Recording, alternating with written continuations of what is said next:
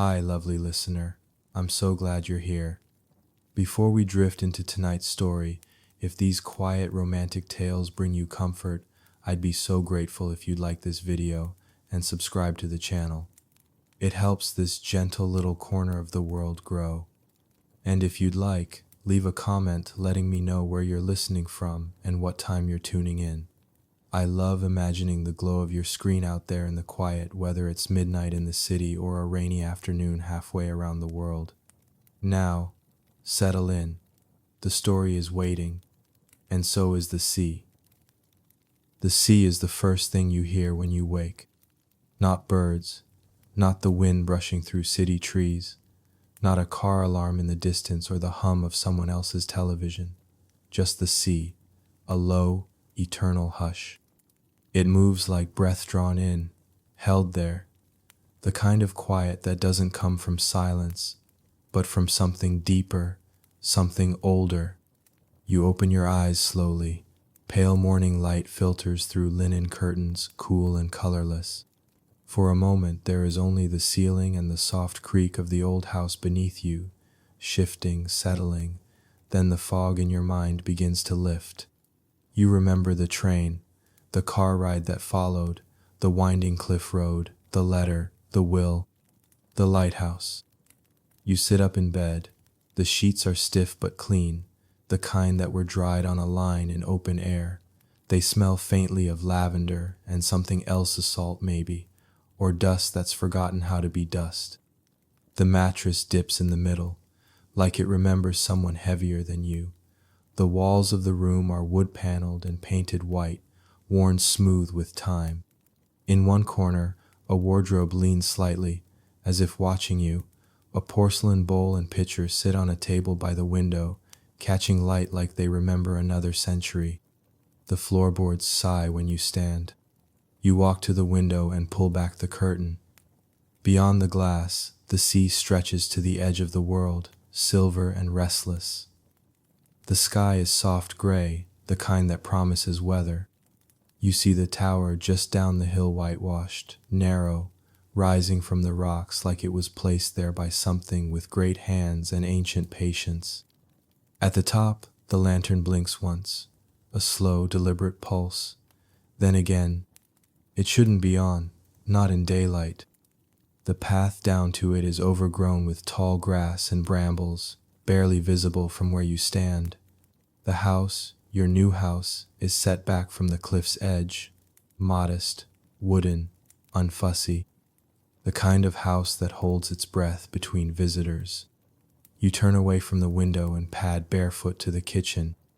The teapots catch your eye, first lined up along the shelf, mismatched, chipped, each one shaped like something absurd, a cottage, a duck, a pair of shoes.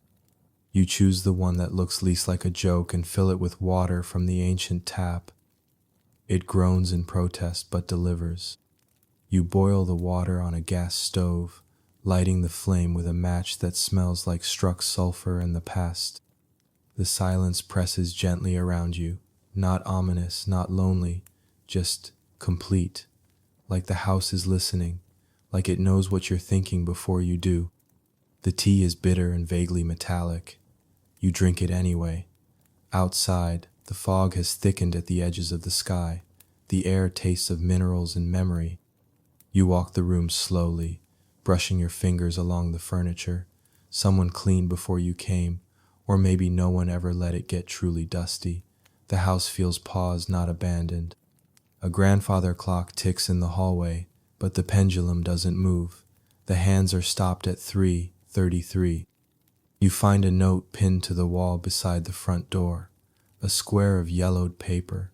The ink is faded but still legible. Don't go up at night.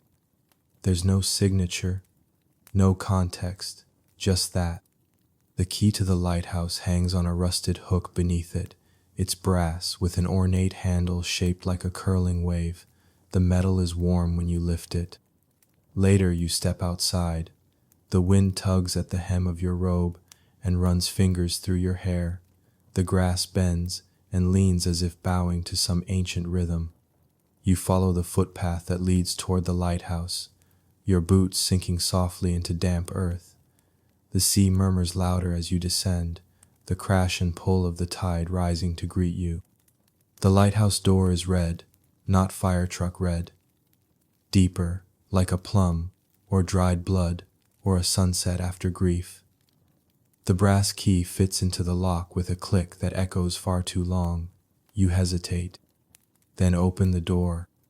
The air inside smells like oil and salt and old metal, not unpleasant, just heavy with memory.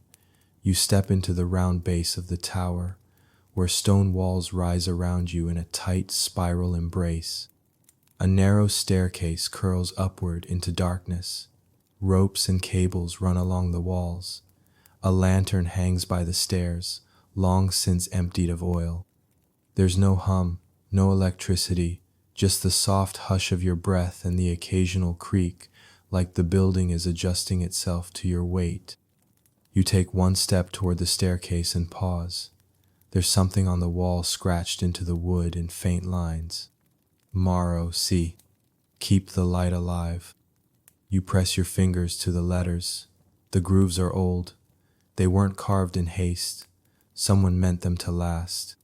Your tea thermos is still warm in your hand. You sit on the bottom stair and sip slowly. You are not afraid.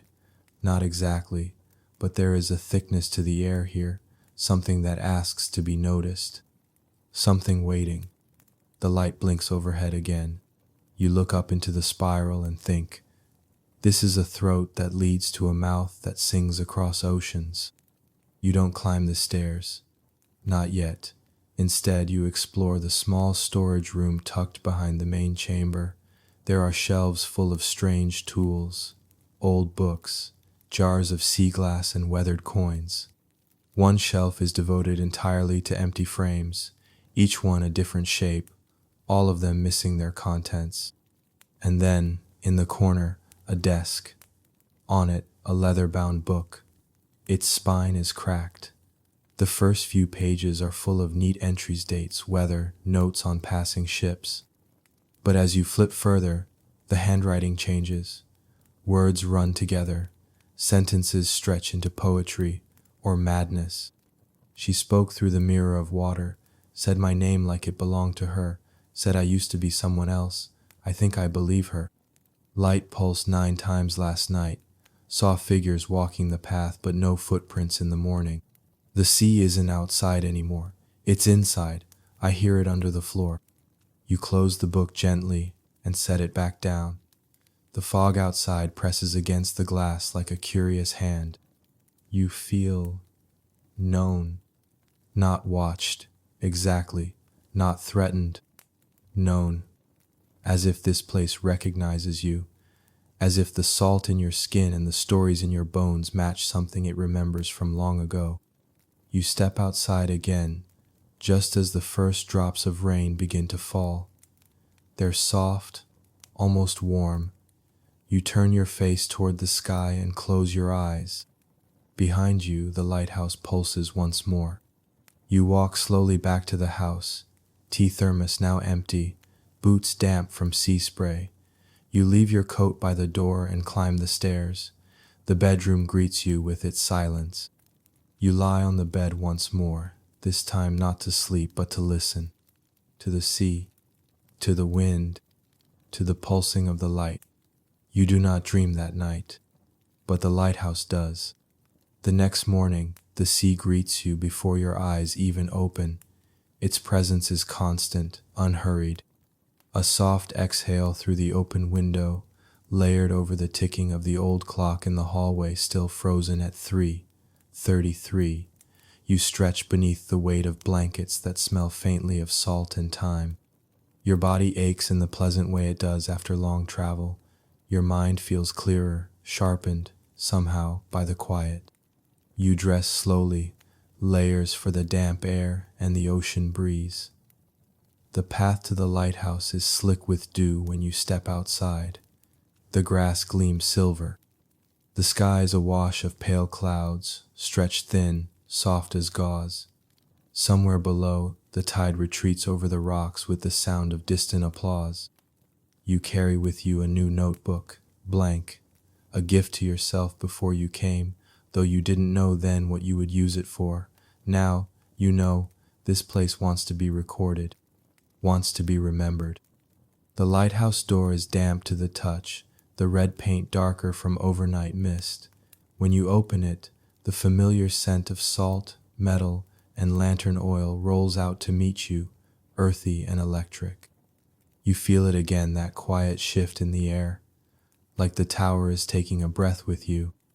Inside, the spiral stairs rise, waiting.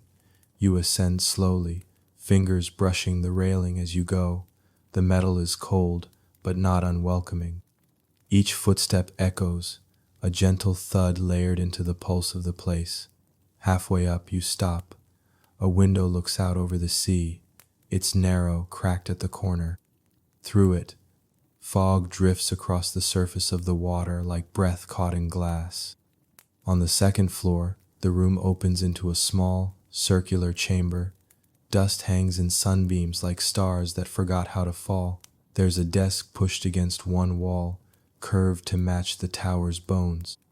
Upon it, a closed book, larger than your own, bound in cracked leather, its corners softened with time. The cover reads, Windmere Light, Log of the Keeper. You sit. The chair groans beneath your weight, as though in recognition, not protest. The book is warm from sun that no longer shines, and heavier than it looks. When you open it, the air seems to still. The early entries are precise, written in black ink, the hand tidy and formal. January 4th, 1921, wind westward, visibility moderate, one ship sighted offshore, bearing east, lantern room inspection completed, refilled oil, practical, restrained. But the tone begins to shift after a few pages.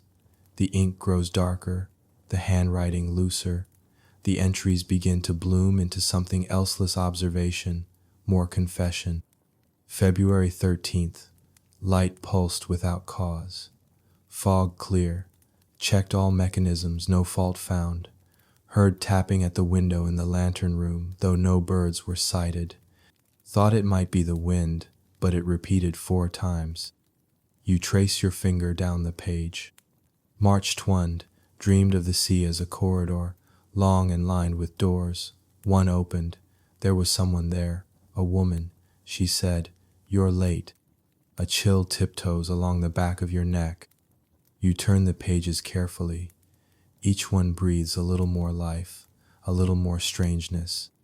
March 9th, light glowed violet for precisely 13 seconds at 3:33 a.m. Time of day seems relevant. Watches on both wrists stopped simultaneously. Time resumed, but I felt something had changed. I don't know how to explain it. And then, March 12th, saw her, not a dream. Through the lantern glass, down on the rocks. She stood there in the fog, red coat, hair like mine. I ran down, but the tide had swallowed the trail. You pause. A red coat. You think of your own packed in your bag, never worn since arriving. But now you remember the dream you didn't think you had, of standing outside the tower, watching it blink, watching yourself. You turn the page again. March 15th. The light is watching me now, not merely functioning, aware. It pulses in response to thought, emotion, memory. I think it knows. I don't sleep much. When I do, I hear footsteps on the stairs, always stopping just before they reach my door. I haven't opened it. Not yet. Your breath slows. You can feel the pull in the center of your chest, a thread winding from somewhere above, down through the staircase, through the stone foundation, into the earth below. The next page is dated, but the entry has been torn out. The jagged edge looks deliberate, as if someone meant to remove what was written there. Then a final note written in lighter ink, fainter script. March 20, Twund. If you've come, then you're part of it too. Keep the log, keep the light, watch the tide. The rest of the pages are blank. You close the book slowly, fingers lingering on the leather. The room feels different now, not threatening, but not empty either, as if someone has just left it or is about to return. You open your own notebook and begin to write. Day 1. Light pulses without pattern. Found logbook. Contains personal entries, dreams, sightings, phenomena, repeating time, missing pages, person seen outside tower, mirror of self. You hesitate, then add, feel presence in tower, not fear, not loneliness, something else, something familiar. You sit back and listen. The fog taps at the window, the sea breathes below, the tower holds still, pulsing like a heartbeat just below the skin of the world. Eventually, you rise. You climb the rest of the stairs, all the way to the lantern room. The top of the tower is glass-walled, the light in its center like a prism carved from starbone. It hums faintly but not electrically. It's alive in a different way, like trees are alive, or tide pools, or forgotten songs. You stand close and rest your palm on the metal rim. It's warm. The light pulses onto soft, white gold. You feel it in your ribs. And then, outside the glass, movement. A shape. On the rocks below, still and silent. You blink. It's gone. But you feel something has just begun. The storm doesn't begin with thunder. It begins with stillness. You wake before the light shifts, before the sea murmurs. The room is darker than it should be, gray, layered over gray, as if someone has draped the sky in wool. The curtains are drawn, but the air feels heavy, saturated, the kind of pressure that makes your ears hum and your breath slow. Somewhere, rain waits. You can feel it, not in your bones, but in your skin. You sit on the edge of the bed and listen. The clock in the hall is still frozen. 3:33. Your watch says the same. Outside the window, the world has gone glassy. The sea barely moves. The wind holds its breath. Fog lies thick over the water, clinging to the cliffs like wool wrapped too tightly around a body. You make tea without thinking, your hands following the same steps they did yesterday. You don't speak aloud, you don't hum. Even the kettle seems reluctant to whistle, letting out only a cautious sigh. The cup warms your palms, but you don't drink it. Instead, you carry it out to the porch. The lighthouse stands below you, still as a painting. The light pulses once, slowly. The rhythm feels different this morning, off, like a heartbeat caught in hesitation. Something shifts in your stomach. You sip the tea. It tastes dull. Back inside, the floorboards groan under your weight. You try the radio on the shelf near the door. It sputters, then nothing. You fiddle with the dial, but all you find is static that sounds too much like whispers to be comforting. You turn it off and return it to silence. Instead of writing in your notebook, you pick up the logbook again. The heavy leather feels almost warm in your hands, as if it retains the memory of every touch it has known. You flip back to the entry marked March 2020. If you've come, then you're part of it too. The words sit like a key in the back of your mind. It feels strange to admit it, even to yourself, but something in you agrees. You are part of it now, whatever it is. Later, in the afternoon, you return to the lighthouse. The air has changed. It's thicker, charged, as though the whole cliff is waiting. The path down feels steeper, narrower. Your boots crunch through loose stone and soft, spongy moss. You can taste salt in the wind. The door to the lighthouse sticks when you push it open. Dampness clings to everything inside. The stone floor is slick beneath your steps. You ascend the spiral stairs slowly, your hand steady on the railing. At the second floor landing, you pause. There is water here now. Not flooding, just settled. A fine mist clings to the walls, beading like sweat. A small puddle shivers in the center of the room beneath the desk. You kneel and touch it. It's cold, but it hasn't rained yet. In the logbook, a loose page slips from between the entries. You unfold it carefully. It's a map, not of the coastline, but something more abstract. Circles within circles, all centered on the lighthouse. Tides are marked not in hours, but in phases. Veil thin, passage quiet, anchor stirring. Lines radiate from the tower in every direction, intersecting symbols you don't recognize. Moons, eyes, mirrors. One corner is stained, another is torn. You place it in your notebook and climb. When you reach the lantern room, the wind hits you in the face like a wall. You hadn't noticed it rising, but here it screams. The fog has gone. In its place, a sky brews deep purple. Clouds churn low and fast, like water pulled by an unseen current.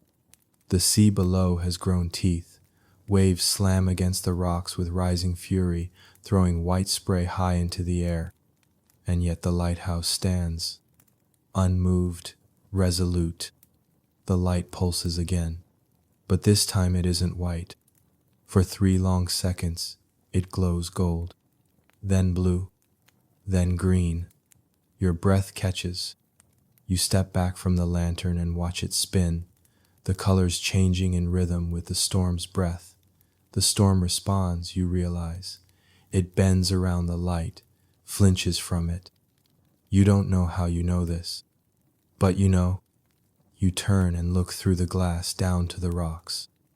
And you see him, a figure, soaked and unmoving, washed against the base of the cliff. Your body jolts before your mind does. You run down the steps, through the stairwell, skipping over the puddles, the map clutched in your hand. At the door, the storm hits you like a voice, shouting directly into your chest. You half fall, half slide down the path. Wind claws at your coat. Rain begins sudden, slicing, sharp. You reach the bottom of the cliff and find the figure again. He lies curled on his side in a shallow pool where the rocks meet the sea. His coat is dark, soaked through. His hair clings to his forehead. One hand is outstretched toward the tower. You drop to your knees beside him and turn him gently. He's breathing, barely. His face is pale, unfamiliar, and yet you know him. You can't name it, but the recognition moves through you like a key, turning in a long rusted lock. A door somewhere inside you opens. Not memory, not quite. Something older than that. His lips part. You lean in. He whispers something you don't understand. It sounds like your name. Then his eyes flutter closed. You don't remember carrying him back up the cliff. Later, when you think about it, the memory will feel more like a dream than an effort of the body. You'll remember the cold sting of rain, the curve of his arm over your shoulders, the strange way the storm seemed to falter as you moved, the way the sea watched, but did not reach for you. Now, you kneel beside him on the rug before the fire in your cottage. The storm batters the windows, but you hardly hear it. You've changed into dry clothes, wrapped him in blankets that smell of cedar and lavender, lit the fire, placed a cup of tuntushed on the table nearby. He hasn't woken. Not fully. Once, in the silence, he stirred and muttered a name you didn't recognize. A soft word, foreign and liquid. Then he sighed and drifted back into sleep. You study his face, pale, lean, sharply drawn, as though carved from driftwood by a patient hand. His hair is dark, almost black when wet, and a slight scar curves above his right eyebrow, half hidden beneath the tangle. His hands are rough, not wounded, not gentle either. Hands that have held tools, or weapons, or time. You sit in the armchair by the fire, your notebook in your lap, open to a blank page. Found a man on the shore during the storm? You write, clothes unfamiliar, accent strange, no ID, breathing stable, whispered something I didn't understand, feels impossible, but he feels real. You close the notebook, watch the flames dance in the hearth, and feel it again, that sensation. Not déjà vu, something deeper, as though your bones have seen him before, as though some part of you has always known this moment would come. You drift in and out of half-sleep as the storm rages, dozing in the armchair. The fire hums beside you, wind fingers at the eaves.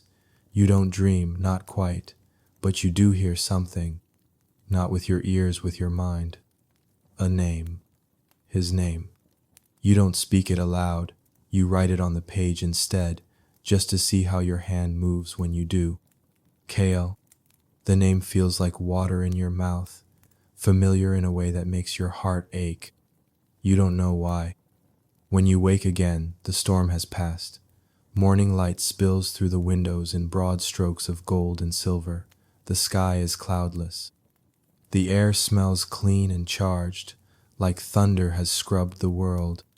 He is still asleep, but his breathing has changed slower now, deeper. You place a basin of water beside him and a folded towel. Then, quietly, you step outside. The path to the lighthouse is slick, still draining from the rain.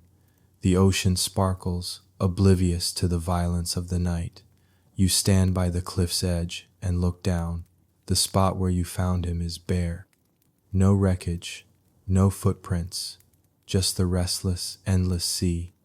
There was no boat, no oars, no life jacket. He simply arrived. By the time you return to the house, the fire has gone to embers. You stir it, add a log, let it breathe. He opens his eyes, slowly, as though light hurts. You kneel beside him, speak softly. You're safe. You're in my home. You were on the rocks. I brought you here. He stares at you. Then, quietly, hoarsely, he says, "You found me." His voice is unfamiliar and achingly familiar at the same time. Deep, quiet, with an accent you can't place. "You were in the water," you say. He nods. "I came through," he says, and then winces as if the words cost him something. "I wasn't sure I'd find you this time." You blink. "What?" He looks at you, his eyes the color of gray glass, steady. It changes each time, but it's always you. The air in the room holds still. You feel it again, that shift, like the very room is listening. "You know me?" you whisper. He nods, exhausted. "Not always, not at first, but eventually, yes." He closes his eyes again, breathing hard, as if each word has weighed more than his body can carry. You rise slowly, pour a glass of water, offer it to him. He drinks it in slow, deliberate sips. When he speaks again, his voice is clearer. "What year is it?" You tell him. He nods as if you've confirmed something already suspected. "And the light?" he asks. "It's still working?" You hesitate. "It pulses. It's not consistent." "That's normal." His lips twitch, almost a smile. "She only opens when she wants to." "She?" "The lighthouse," he says. You study him carefully. "You've been here before." "I've always been here," he says softly, "in one form or another." You sit beside him, your mind spinning. "You said you were looking for me." "Yes." "And you found me through the sea?" "No," he murmurs, "through the light." You don't know what to say to that. The fire crackles, the sea churns in the distance. Something in you wants to believe him. Something else already does. "Your name," you say. "Is it KL?" His eyes sharpen. "Yes." He smiles then, a real smile. "How did you know?" You don't answer. You don't have to. You both sit in silence for a while, sharing tea and space and breath. You bring him dry clothes from the wardrobe, clothes that fit him better than they should. Clothes that belonged, perhaps, to the man who came before, or the version of him that was here last. He holds the fabric in his hands, then looks to you. "Things are different this time," he says quietly. "Different how?" You're remembering faster. The logbook lies open beside you, A gust of wind lifts the pages. If you've come, then you're part of it too. You reach for your notebook and write. His name is Kyle. He knows me. He's been here before. He found me through the light. He remembers things I don't yet, but I believe him. I don't know why, but I believe him. You wake in the early dark, not because of a sound, but because of the absence of one. No wind, no waves, no pulsing light from the tower. You sit upright in bed, the blanket tumbling into your lap. The room feels wrong, not in a threatening way, but in the way that a song sounds when one note is missing. Something subtle has slipped. Cale is not in the guest room. You find him already dressed, standing at the porch railing. The morning is slate-colored and still, the sea unusually calm, like a painting paused between brushstrokes. He doesn't turn when you approach, but you see the tension in his shoulders. I felt it, he says. You don't ask what. You felt it too. Together, you make the walk down to the lighthouse without speaking. The path is drier than it should be. The air carries a scent of iron and violet-like static and bruised petals. As you near the tower, your steps begin to slow. The red door is already ajar. You glance at him. He nods once, gravely. Inside, the air hums low and strange, like it's been stirred from slumber, as though the very walls are breathing around you. You close the door gently behind you, and suddenly you feel as though you've crossed a line that isn't visible. One step, and the world outside becomes less real, less pressing. The spiral stairs feel steeper today. Each creak of the steps echoes a little longer. The light from the small windows seems warmer, more golden, though the sky outside remains gray. On the second floor, the logbook lies open to a blank page. Your own entry from yesterday remains visible in your notebook. He remembers things I don't yet. You touch the page briefly before continuing up to the lantern room. At the top of the stairs, you feel it before you see it. The room is filled with light, but it's not the usual pale glow of the lens. It pulses warm, amber, and soft, like honey over old wood. It radiates in waves from the lantern's base. But it's not the light that stops you. It's what's behind it. There's a door. It should not be there. The wall of the lantern room is solid stone and reinforced glass. You know this. You've seen it. But now, directly behind the mechanism, where there was only solid wall yesterday, there is a door. Not a modern door. Not part of the architecture. It looks older, wood soaked dark by time and something else. There's no handle, no lock. Just a carved sigil at eye level, a circle within a circle, pierced by 3 lines. Kyle stands beside you, eyes fixed on it. She opened it, he says, barely above a whisper. The lighthouse? He nods. She remembers you now. You walk slowly toward the door. Each step feels like a sentence in a story you forgot you were part of. When you reach it, the air grows warmer. The sigil hums beneath your palm when you press it. It opens, but not outward, not inward.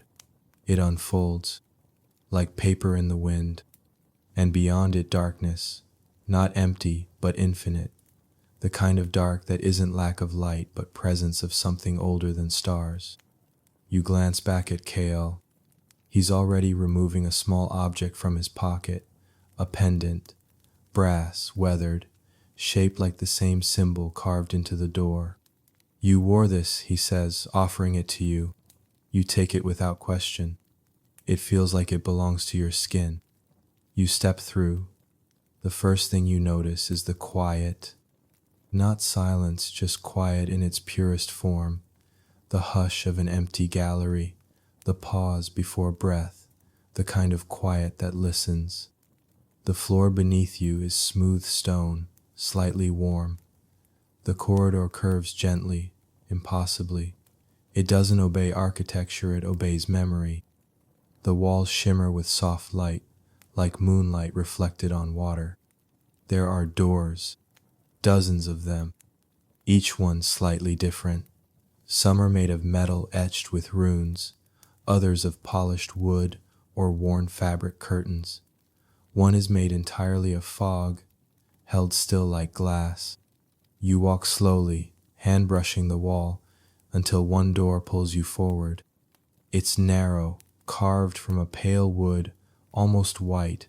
The handle is simple. Your hand closes over it and holds. Kyle speaks behind you. This was the first. You look at him. I found you here once, he says. Not you exactly, but a version.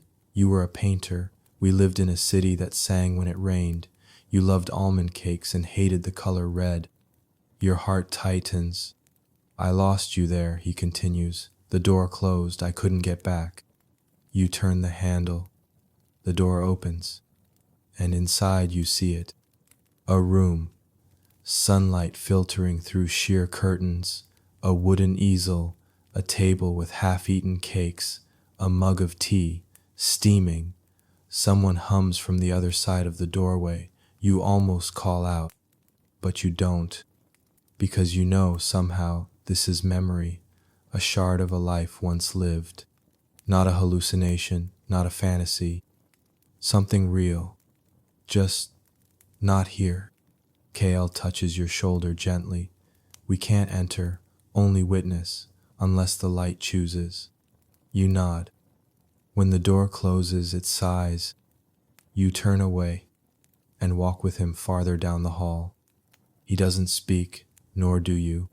You come to another door, and another, each one holding a version of the two of you, sometimes laughing, sometimes arguing, sometimes older, sometimes young, but always together. You don't understand it, but your heart does.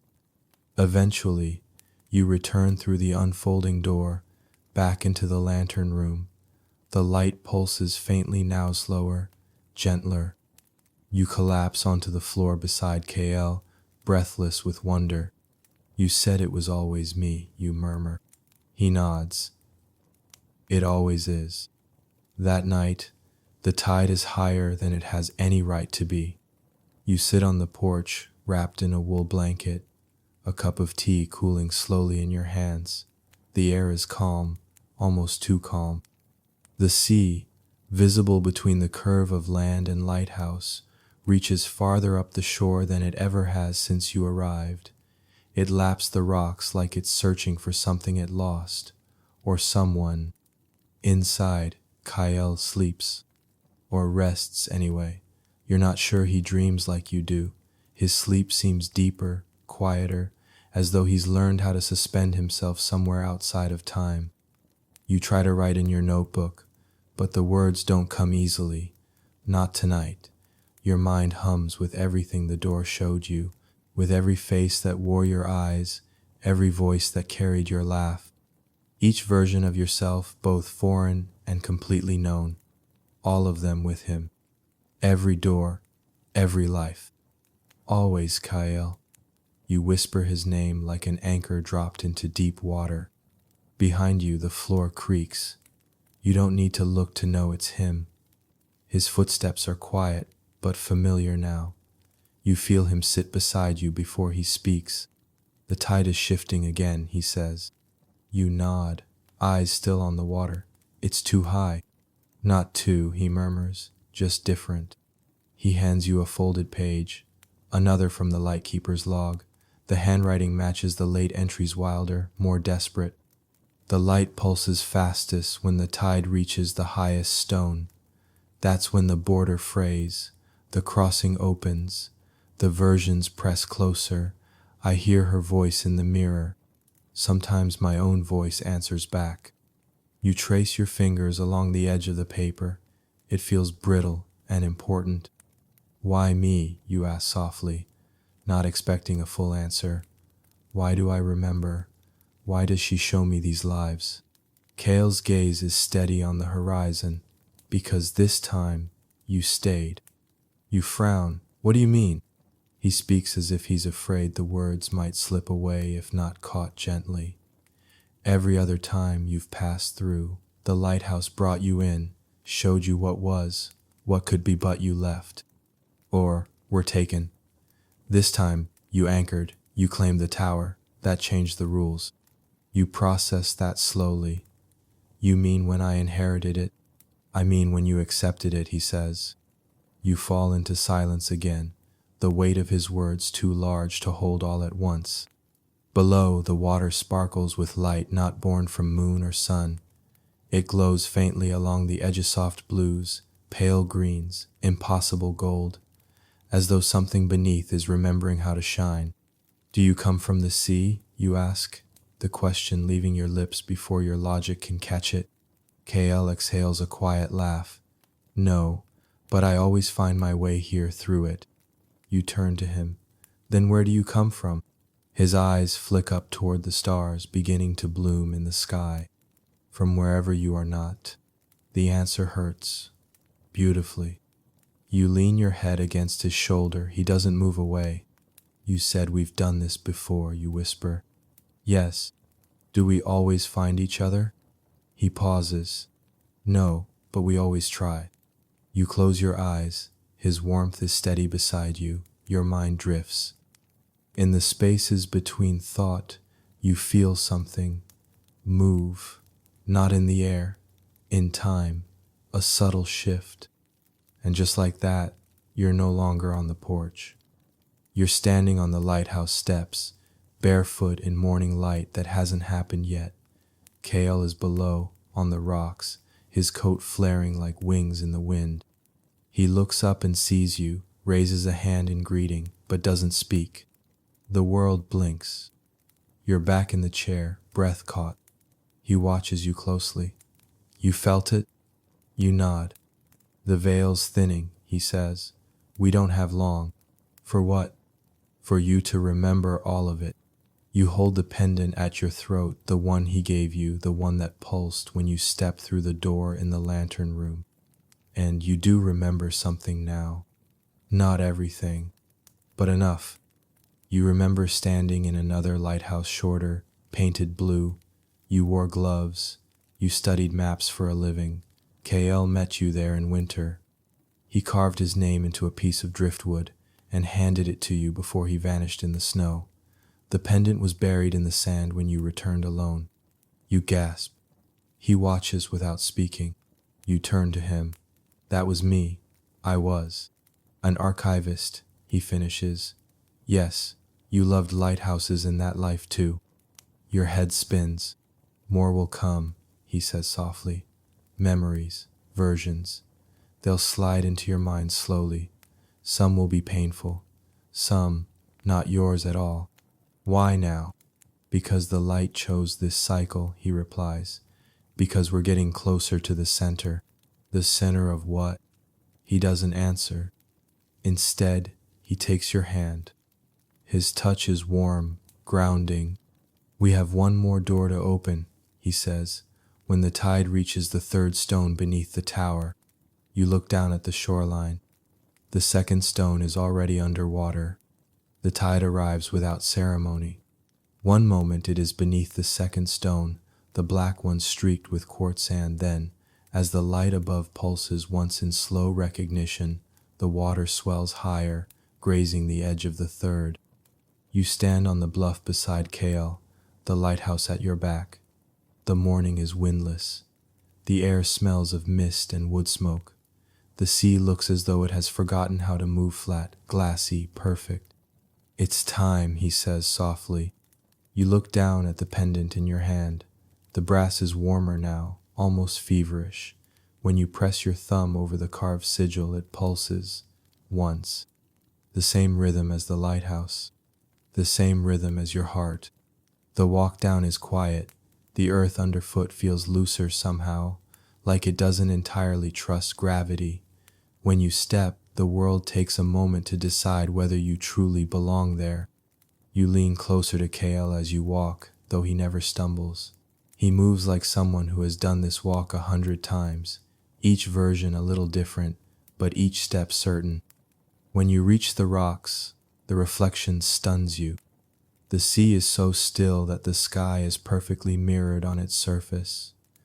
For a moment you feel like you are standing between two heavens, suspended in the space where the world folds over itself. Kyle kneels and touches the surface. The water ripples, but the reflection does not. You kneel beside him, and together you look into the sea, not at your faces, but at yourselves. There you are, standing on the balcony of a tall building with a telescope pressed to your eye. The city behind you is made of copper and light. Kale stands beside you, holding a book open between his hands, one arm around your waist. He's saying something. You're laughing. The water shifts again. Now you're in a cottage, not this one, but similar. A woven rug at your feet. A fire burns in the hearth. Kale stirs something on the stove. You write with a fountain pen by the window. Outside, snow falls. Another ripple. Now you're dancing. Somewhere lush, floral, soft with night air. You wear a dress that feels like rain. Music plays without instruments. Kale holds you close, his lips near your ear. You are smiling so wide it hurts to see. And then you see a version where you are alone, but only for a moment. Kale's shadow is on the wall. His voice echoes down the hallway, asking if you've seen his boots. You call back, amused.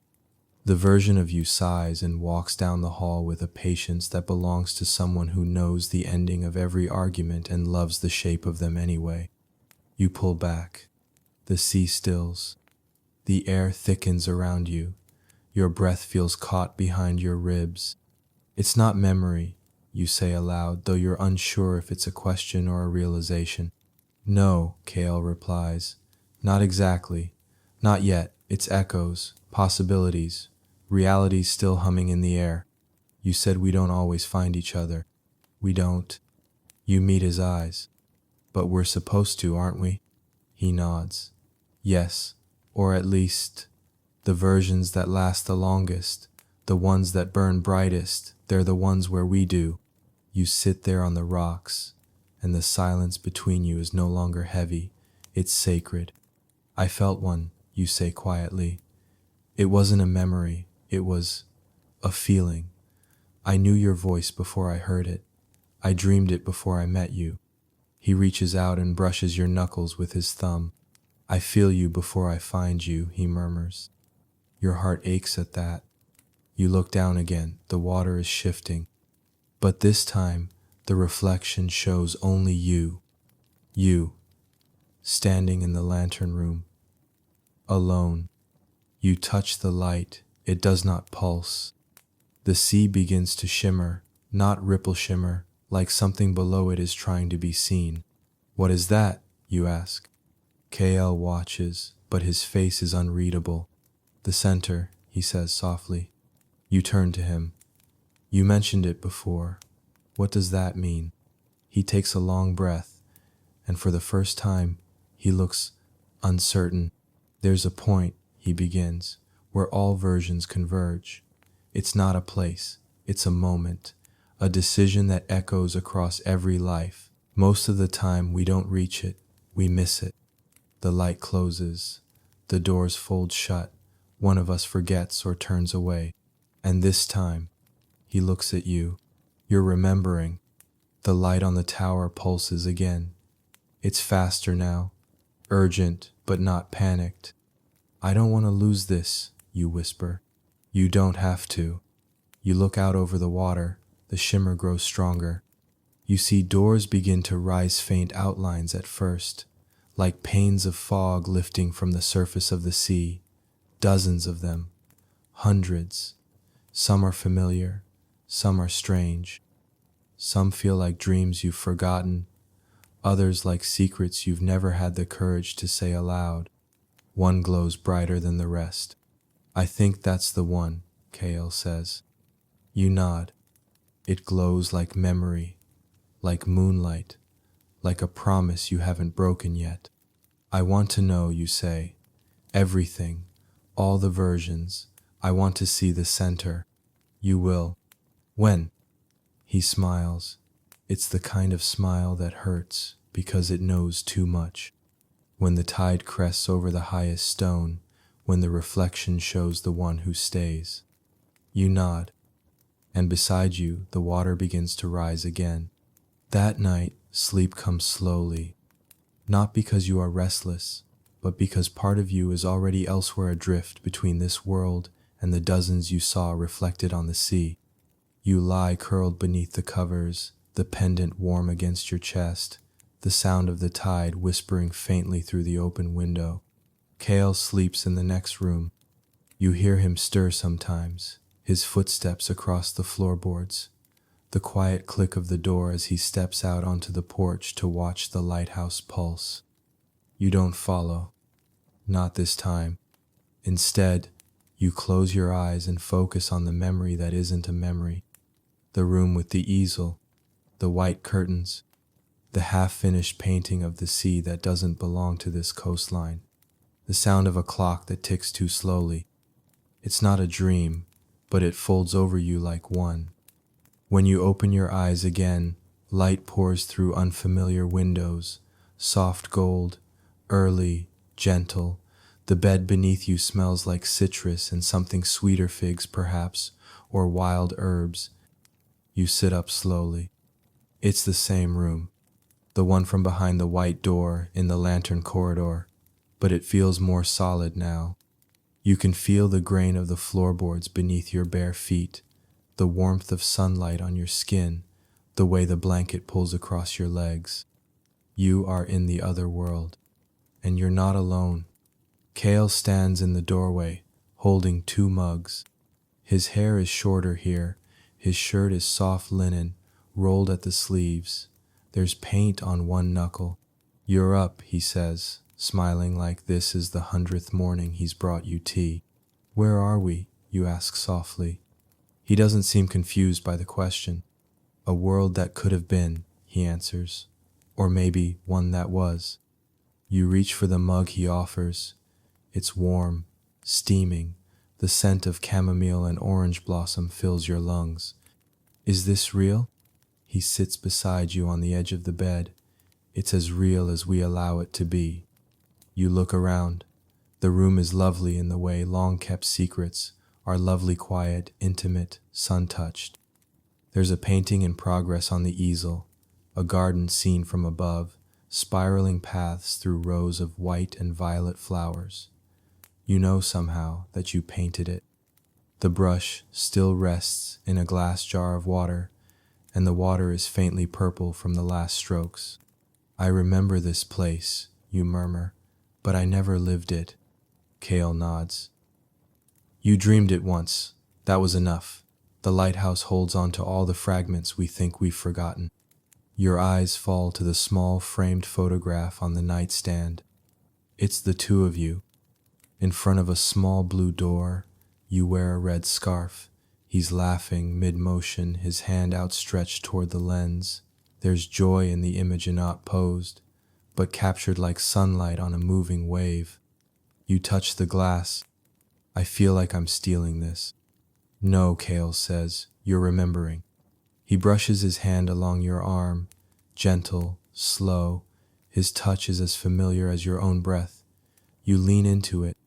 What happens if I stay, you ask. In this world? You nod. He hesitates.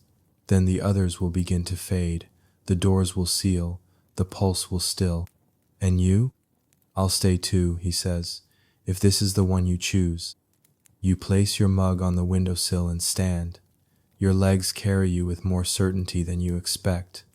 The version of you who lives here has lived well. She's stronger, softer, braver. You open the door to the hallway and find it filled with light. Paintings line the wall, some yours, some not. One of them is the lighthouse, but not Windmere. A different one. It's stone, pale, gray, set among hills instead of cliffs. I was born here, you ask, your voice carrying down the stairs. Kale appears behind you. No, you arrived here, just like every other time. You descend the stairs slowly.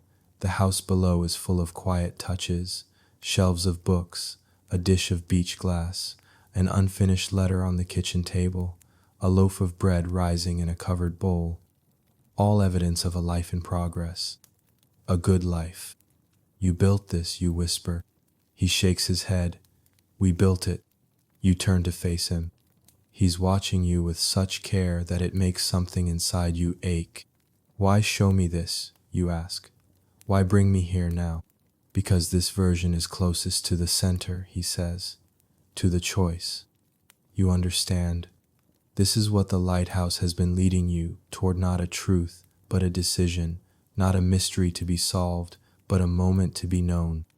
You reach out and take his hand, and the world begins to tremble, not violently, not with fear, but with a soft shimmer, like glass kissed by a rising tide. Your pendant pulses once, and the house around you begins to fade and not vanish, not dissolve, but retreat gently, like a wave pulling back from shore. You close your eyes. When you open them again, you're back in your own bed. The lighthouse pulses outside.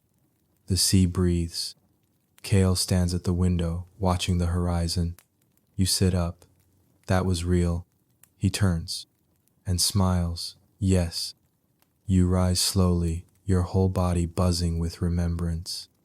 You step into his arms without thinking, because in this world, finally, you both stayed.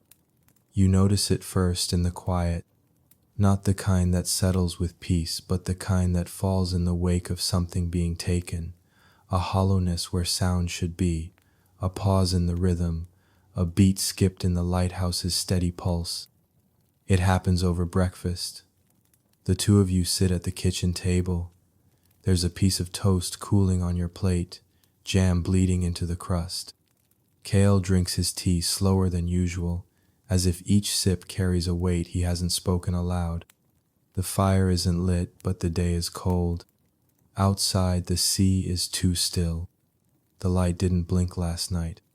You know this because you stayed up watching for it, your blanket wrapped around your shoulders, your breath fogging the glass, waiting for that soft, living glow. It never came. Cale hasn't said anything, but the distance in his gaze is enough. You push your tea aside. What's wrong? He hesitates. That alone is the answer. You speak again. You feel it, don't you? He sets his mug down slowly. The tether is fraying. You don't need to ask what that means. The lighthouse pulses not only across worlds, but through him. If its rhythm stutters, his connection stutters with it. How long do we have? You ask quietly. I don't know. An hour? Maybe. You nod. Your heart is still, not calm, just braced. This isn't like the storm that brought fear, chaos, urgency. This is slower, like watching the tide pull back and knowing it won't return the same. You rise and take the dishes to the sink. He watches you, and it feels like goodbye is already happening. Later, you stand together at the edge of the cliff. The sea is low now, lower than you've ever seen it. The rocks are exposed, slick and glistening, as though they've surfaced for the first time in centuries. Sometimes the lighthouse keeps the door open, Cale says softly, and sometimes it closes before we're ready. Can you stop it? No, he says, but you might. You turn to him. What do you mean? Cale takes your hand, lifts it gently, places it against his chest. The pendant, he whispers, it's an anchor, but only if you use it. You feel the thrum beneath your palm soft, steady but fading. You said we're close to the center. We are. Then why? Because the center isn't a destination, he says. It's a threshold, and thresholds require decisions. You breathe in. Salt, cold, the edge of everything. What if I choose wrong? There's no wrong, he says, only different.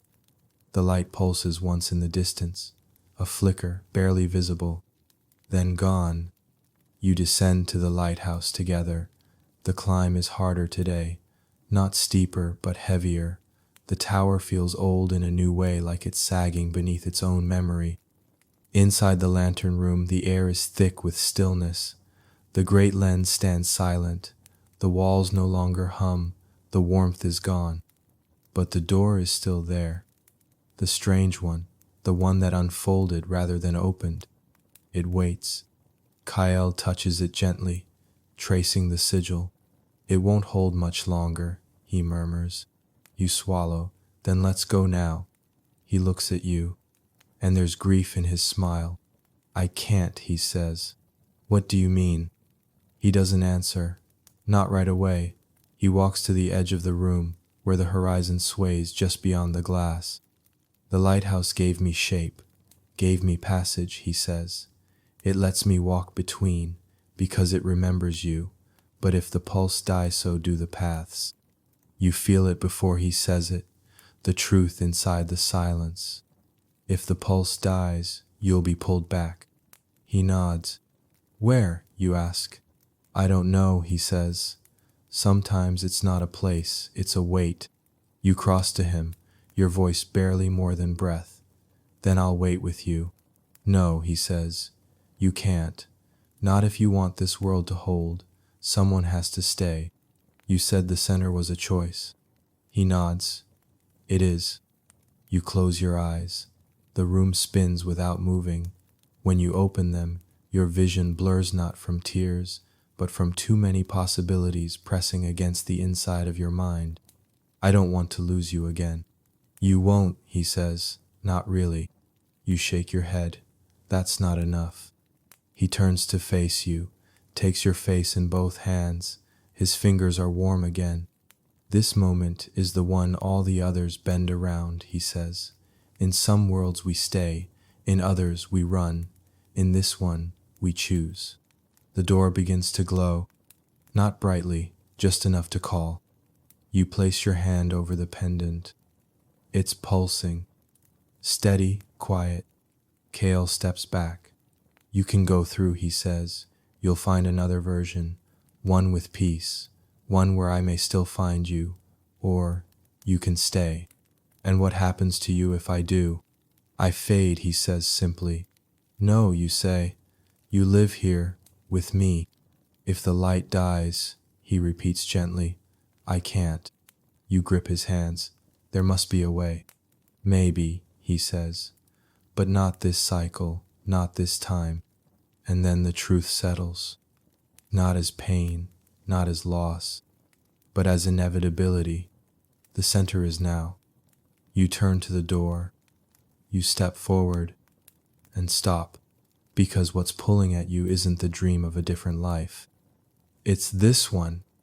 The smell of bread, the curve of Kale's smile, the sea's hush beneath the window. You step back, and then you pull the pendant from your neck and place it in his hand. This belongs with you, you say. If you're going, take me with you. His eyes widen. That's not. It is. I'm choosing. He closes his fingers around it. Then, softly, he kisses you. The world blurs. And the light, the one at the top of the tower, pulses once. Strong. You stand at the threshold. The door hums before you, not open, not closed, but waiting. The room around you fades at the edges. The stones of the tower, the panes of the lantern room, even the sky beyond the glass all waver, like reflections on water just before a stone is thrown in. Kale's hand is still warm in yours. The pendant pulses faintly between your palms. Not fast, not urgent, just steady, certain.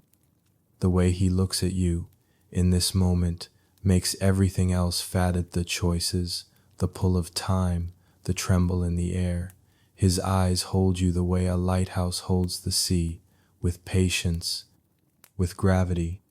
You don't have to decide yet, he says softly, though you both know that's not true. The door won't wait, and neither will the light. You've seen the shimmer already weakening, the threshold's edge fraying at the seams. You feel it now, a vibration through the floorboards, deep in the tower's bones. The pulse that has guided you here is flickering, like the final beats of a heart that has guided generations before you. What happens if I go through, you ask? His thumb brushes the edge of your wrist. You'll wake in another version, not as a stranger but as a resident. You'll have always lived there. It will make sense, because the lighthouse will shape your story to fit. Will you be there? He hesitates, not cruelly, just honestly. Maybe, he says, but I may not remember this version of you, or any of them. The silence that follows is soft but sharp, like the moment between a wave cresting and breaking. You stare at the door. You remember the others. The painter, the archivist, the woman in the cottage who baked bread and named the birds at the window. All of them almost you. All of them reaching for something that shimmered just out of reach. I've seen them, you say, but I don't feel them. KL nods. Because you were always on the outside of them, he murmurs.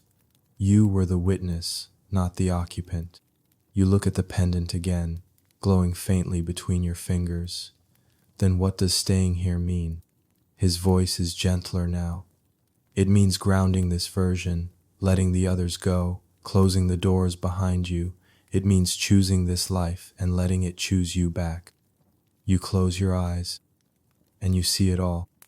This cottage, the way the sheets smell like rain, the way the stairs creak in apology every morning, the books left half read on the windowsill, the cup he always hands you without asking how you take your tea, the firelight painting his profile gold at dusk, the way he whispers your name when you're not even sure you're awake.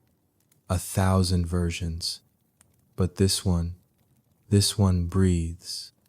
You open your eyes. The tower is dimming. The door pulses. You step forward.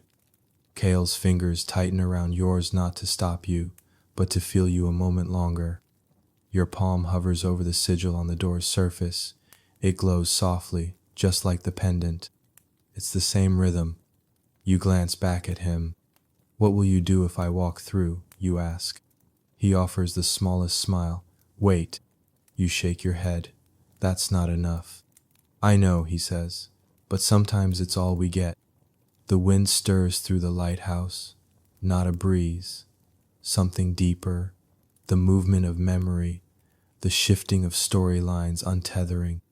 You press your palm flat against the sigil. A hum flows through you, low, grounding, like the sound the earth might make if it were given a voice. The door pulses beneath your hand, then begins to fade, not vanish, not close, just unmake. Your fingers meet empty air. The path has disappeared. You turn back to him, breath caught somewhere in your throat. I didn't choose, you whisper. Kale steps forward. You did, he says, and wraps you in his arms. The lighthouse pulses once, strong, certain, and then the light changes. It spreads not outward, but inward, like a sun rising inside the bones of the tower, gold and blue and soft rose, colors you don't have names for. It fills the room, warming your skin, your chest, your spine. The stones beneath your feet shift, not away but toward you. The pulse enters you, and with it memory, not fragments, not echoes, whole lives. Flooding back, you remember the moment the painter held your hand beneath the fig tree, the way the archivist kissed you between shelves, the way the traveler watched you through the window of the train that was never supposed to stop. All of them are you, and all of them chose this moment. This room, this man, this world, and in choosing it, you make it real. Kale holds you tighter, and the tower settles. The wind outside hushes, the floorboards still, the lantern hums, and slowly the doors, all of them, close, not in punishment, in peace. You step back from his arms. The pendant still glows between you, though it no longer pulses. It rests now. Its work is done. Will it open again, you ask? Kyle brushes your hair behind your ear. Only if we call it. You nod, and in the silence that follows, you feel a new beginning settle in your chest, not explosive, not dramatic, just present, like a candle lit in a room where you finally feel safe enough to sleep. Outside, the sea returns to its rhythm. The path to the lighthouse is damp but walkable. The sky has cleared, and in the soft space between pulse and breath, you know, you stayed, and so did he. The days that follow are quiet, not hollow, not strange, just quiet in the way a house becomes quiet when everyone in it belongs. There are no more flickering doors, no storm-glow horizons, no strange shadows shifting in the corners. The light in the lantern room pulses gently every evening, steady, clean, warm, not a signal, not a beacon, just a presence. Like a heartbeat after running, you and Kale move through the cottage like it's always been yours. You fall into rhythms as if the rest of the world has pressed pause. Bread in the morning, long walks along the cliff's edge, soft evenings by the fire, the pages of old books curling beneath your fingertips like seaweed drying on stone. He doesn't vanish. You keep waiting for him to. There are moments when he stares out the window, watching the sea as if expecting it to reclaim him, but it doesn't. His feet stay grounded, his voice remains in the room, and his hand, when it finds yours, is warm and present. You've stayed, and so has he. But the world begins to shift in small ways. It starts with the mirror, the one above the sink. You're brushing your hair in the morning when it catches your eye. Your reflection looks different, not distorted, not wrong, just layered, as though, behind your own eyes, another version flickers faintly. For a moment, the reflection looks older, then younger, then it's wearing a necklace you've never owned, then it's holding a paintbrush instead of a comb. You blink. The reflection returns to now. Your breath is slow, steady, not afraid, just curious. Later, at the lighthouse, the spiral stairs feel longer, not steeper, just deeper. When you reach the top, the light pulses twice in greeting, and you swear the lantern hums in a pitch that makes your bones vibrate in harmony. Kale joins you there. He carries no map, no tools, no journal, just an apple, 2 cups of tea, and a folded page from the lightkeeper's log that you hadn't seen before. He hands it to you. The handwriting is different, not like the others. This one is yours. If the doors close but the pulse continues, the tower remembers. It becomes not a gate, but an anchor, not a crossing, but a keeping. You are the keeper now. You are the bridge that holds the tide still. Your hands tremble slightly as you read it again. I wrote this, you ask. He nods. Or will, or did, somewhere else. You don't ask how.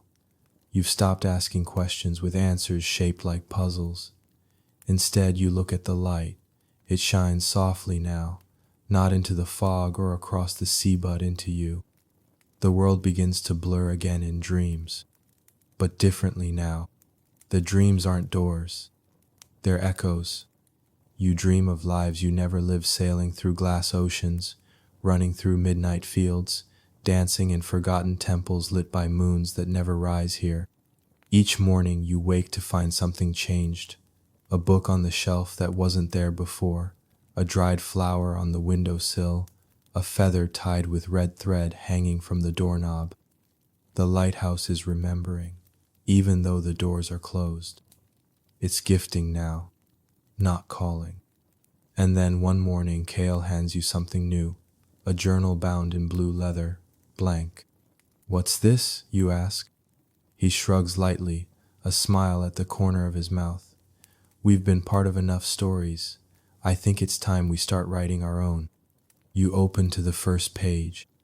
The paper smells like cedar, like wind, like clean things that have not yet been stained with ink.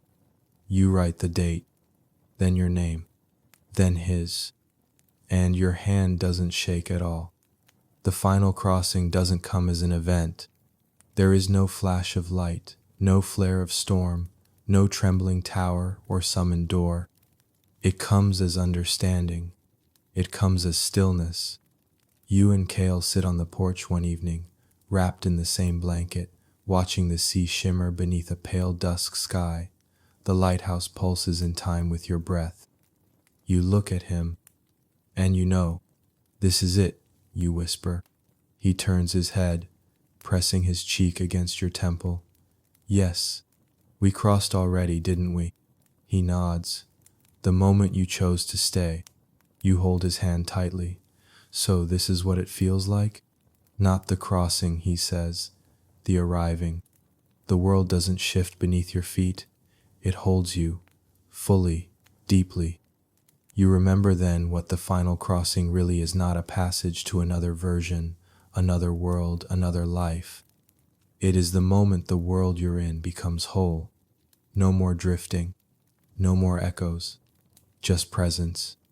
Now, here, this. Kale touches your cheek. His thumb brushes your skin with reverence. I never thought I'd make it to the end of a story, he says softly. You smile. We didn't.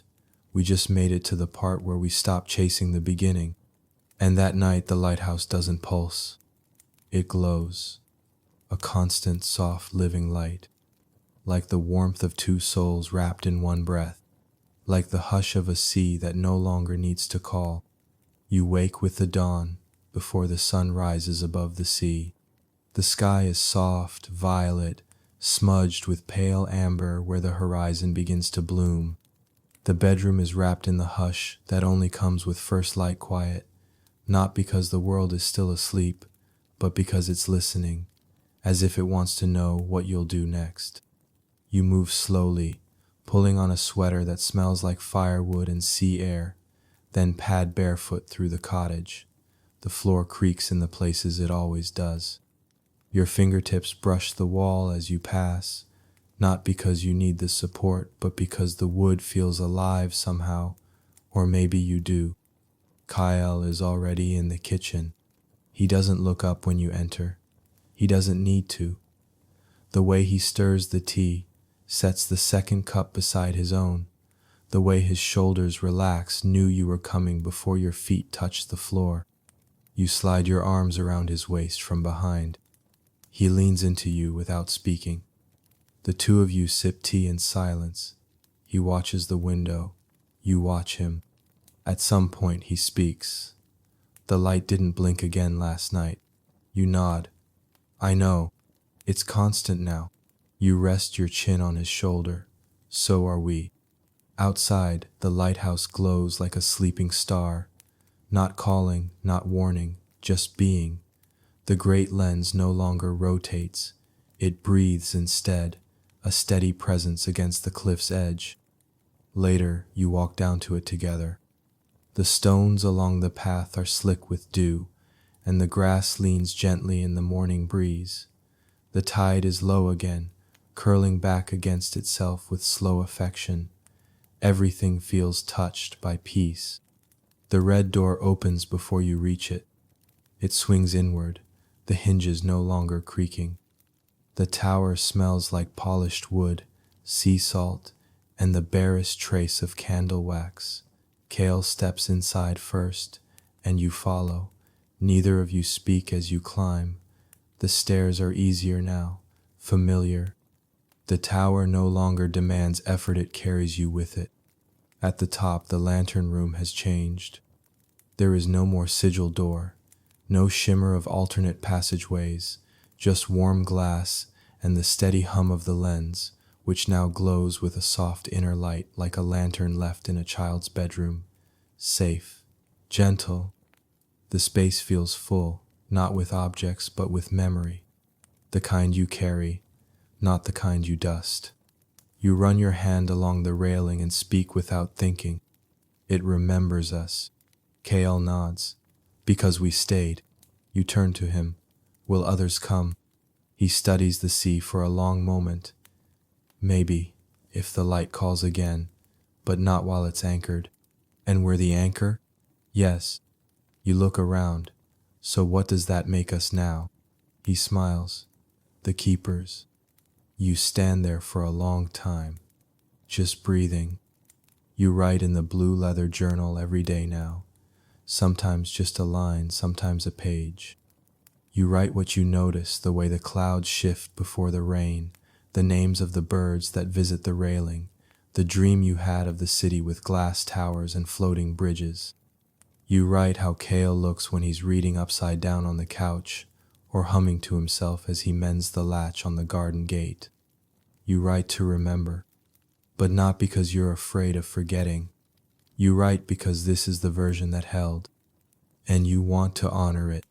Sometimes you find notes from yourself on your pillow, written in handwriting just slightly different from your own, or folded leaves tucked into your coat pocket with messages like, "The seashell path is still there," or "You are not the first to stay, but you're the first to choose it without fear." You don't ask where they come from. You just smile. The lighthouse has many ways of remembering. One evening, as you sit by the fire, Kale reaches for your hand and asks, "Do you think they're still out there?" "Who?" you murmur. "The others." You understand what he means. The other versions of you, the other worlds, the places you glimpsed once, the lives you tasted for a heartbeat and then let go.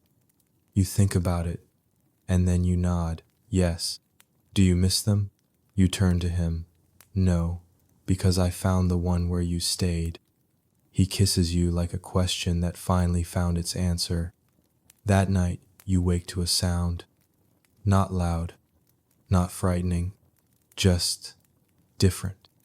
You sit up, the sheets warm around you, and listen. There it is again. A soft tap, tap, tap 3 times, like a gentle knock against glass. You rise, move to the window, and draw back the curtain. Outside, the lighthouse glows brighter than usual. The tap comes again. This time, from within. You turn slowly. At the mirror above your writing desk, you see it. A shadow, not quite your own. It moves independently. It reaches toward the journal, and then stills. You approach. No fear, just curiosity. The reflection of you lifts a hand and presses it against the glass. You mirror it. For a second, your hands meet yours and theirs.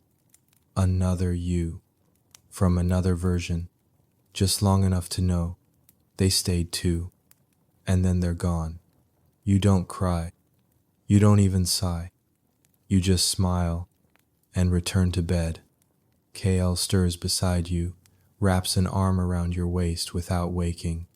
You drift back into sleep to the sound of the sea breathing, the lighthouse humming, and a heartbeat that's finally found its rhythm.